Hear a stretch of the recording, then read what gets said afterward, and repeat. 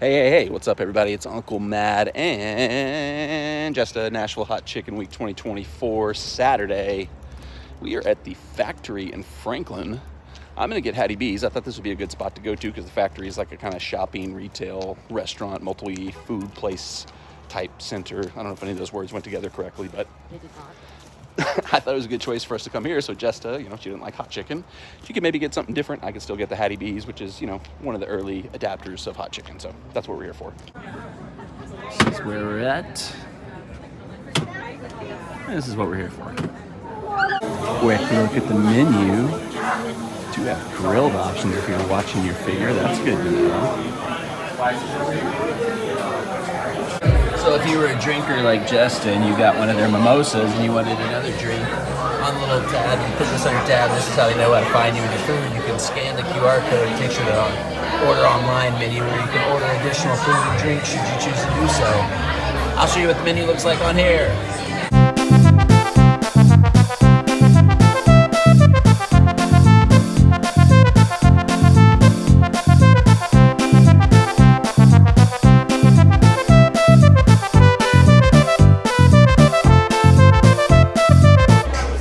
Alright, so this is the featured item for Hot Chicken Week. It is the classic sandwich, slaw, comeback sauce, pickles, your chicken at your heat level comes inside. I got fries.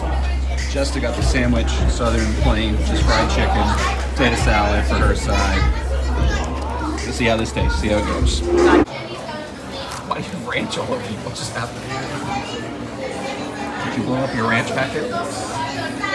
You have it in your hair. It's still. Can you help me? You're like a typical man. You don't help me get it out of my hair. There it is. All better. Did you? I got it, I swear.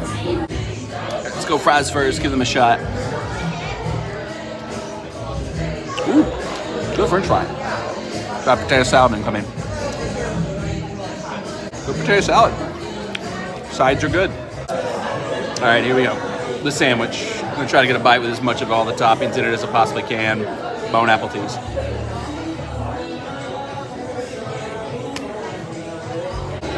Not bad. All right, so we finished up our meal at Hattie B's. We figured we'd pop in, wander around the factory, see what else they got going on here since this is our kind of first time out here. And here's a listing of all the different offerings that are apparently available within here. CR71, isn't that a band? No, that's SR71. That's the band that went, right now, why do you always kick me when I'm high? Right now. Slim and Husky's coming soon. I've had this at the Titans game and it's always really good, but I've never actually eaten at an actual Slim and Husky, so it feels like something we gotta check off the list sometime this year. So while we were wandering around, we saw they got this kind of little open bar area kind of out in the middle of all the shops and restaurants called the Skylight. And you know Jesta, so we had to stop for a drink. Yes, this was my idea. Don't tell him what she wants. This might be like a straight whiskey night for her. Oh yeah.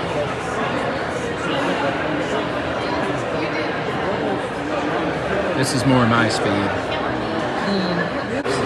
Cocktail menus on the back. I feel like they made this up during Christmas season and forgot to change it after the New Year. Oh really? Oh yeah. So definitely more holiday themed than you'd expect. There's like an old school style theater here that shows like old movies and such. This is interesting. This is intriguing. I don't know if it's open yet. Like a lot of stuff here seems to not be open. I guess it looks like there's nothing showing right now. Like they're in between movies, so everything listed. Last thing they had was like Wonderful Life in December, and the next one is Driving Miss Daisy in March. Did I ever tell you I had to watch Driving Miss Daisy every year in high school? Why? We had a teacher who was his favorite movie, so just randomly he'd just stop teaching for a week every year and show the class Driving Miss Daisy. So I have a weird connection to Mojo Tacos. A former coworker of mine is either like the head chef or the owner of this. We mean to come out and check it out sometime. Jesta was like, why don't you go inside and say hi? I was like, well, I don't want to go in and say hi. And they're like, hey, I didn't come to try your tacos. I already had hot chicken, so we'll have to come back and sample this in the future. So I want to highlight this. This is very intriguing. Behind the sign, we're building an immersive experience that will be well worth the wait. scan to reserve your spot. And there's a weird staircase over here that leads up to whatever the mystery is. Feel free to scan the QR code and figure out what it is. I think Jesta's doing that now. Okay, so the factory was pretty cool. I was asking my mom, because she used to go there a lot. I was like, where did you go when you went here? Because it didn't seem like any of the places really were her type of place. And she said she thinks most of the places they used to go when her and her friends would go there have closed. She said like COVID, they'd like rebooted the whole place, which made a lot of sense because I think like 90% of the spots when we were there were like restaurants that were coming soon. Like there's also a Daddy Dog's. I don't think I showed that on the video, but there's a Daddy Dog's coming soon. It's like all like the trendy, cool, like Nashville spots are all going to be in the factory by the end of 2024. So didn't score the sandwich at the time, so we've got to finish up. We got to do the score. I liked it. This is going to sound weird. It might have been the best chicken I've had so far this week. Like it was a really good, flavorful, juicy chicken breast sandwich. I don't think it was as good of a hot chicken sandwich as the one I had at Pepper Fire, though. Which, I will say, I went mild on this sandwich. I maybe could have gone up to medium because it wasn't quite as spicy. So that's always the challenge for me because I never go like the super nuclear heat. So I've always got to be careful. And like, you know, sometimes I get like a good level of heat. Sometimes I don't get enough heat. It's my cross to bear. But whatever. I would probably gave 8.6 to Pepper Fire. I'd probably go 8.2 for Hattie B's. Larry, your score? Good report. So 8.2 for me, whatever the heck Larry just said for him. Jesta had the plain chicken sandwich, no spice at all. What would you score? As just a plain chicken sandwich, 8.5. It was really good. Like, it was really crunchy, but it was like a big piece of chicken.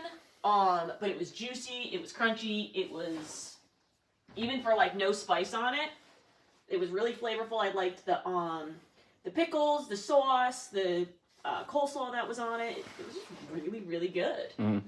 Fries were awesome. Fries are the best fries I've had all week, which... Oh, the potato salad. Potato salad was good, too. Which goes my theory. I think I talked about this in one of the videos earlier this week. I think, like... I don't know if you watched the video, Jesta, but there was a video earlier this week. I think it was this week. Where I said the percentage of crinkle cut fries being awesome compared to other cuts of fries. Crinkle cut fries almost is like 9 out of 10, 10 out of 10 every single time. These were crinkle cut fries. They were great. They were phenomenal. Best fries I've had all this week. So Hattie B's right now, second place in the hot chicken rankings, first place in the French fry rankings. One day left tomorrow of Nashville Hot Chicken Week. We'll see what we get into tomorrow to wrap the week up, and then we will cast our official votes for the winners for this year. Stay tuned for that. Subscribe to the channel. Turn the bell on for notifications. And until tomorrow, enjoy your life.